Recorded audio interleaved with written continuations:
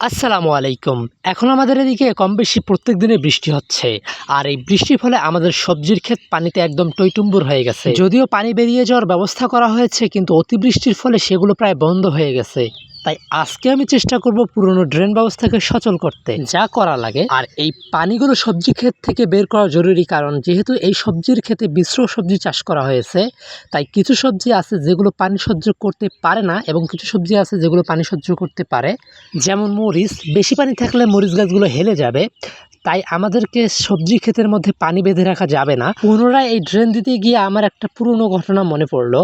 আগে যে বন্ধুটার সাথে প্রত্যেক দিন কথা হতো, একসাথে চলতাম, একসাথে খাইতাম, একসাথে ঘুরতে যেতাম, এমন কোনো দিন ছিল না যে আমরা একসাথে ছিলাম না। ও স্কুলে না গেলে আমি যেতাম না, আমি না গেলে ও যেত না। কোনো ব্রেঞ্চ বা চেয়ারের পাশের জায়গাটা থাকতো তার জন্য। আজকে এই সবজি ক্ষেতের ড্রেনের মতো অযত্ন ও অবহেলার ফলে বন্ধুত্বের সেই বন্ধনটা ফিকে হয়ে গেছে। আসলে বন্ধুত্ব বা যে কোনো সম্পর্ক বাঁচিয়ে রাখতে হলে তার সাথে যোগাযোগ এবং যত্ন নিতে হয়।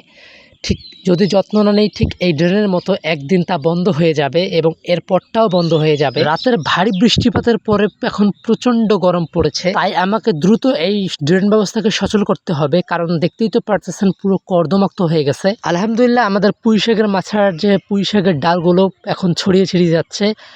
কিছুদিনের মধ্যেই আমরা আশা করব এখান থেকে আমরা সবজি সংগ্রহ করতে পারবো, এবং এর মাছার নিচে ঠিক বরবটির দুটো গাছ হয়েছে, সেগুলো থেকেও আমরা ইনশাআল্লাহ কিছুদিনের মধ্যে আনাজ পেয়ে যাব। ভাবতেছি এই জায়গাটাতে একটু বৃষ্টি হলে যেহেতু পানি বেঁধে যায়, তাহলে এখানে কচু গাছ লাগিয়ে দেওয়া যাক।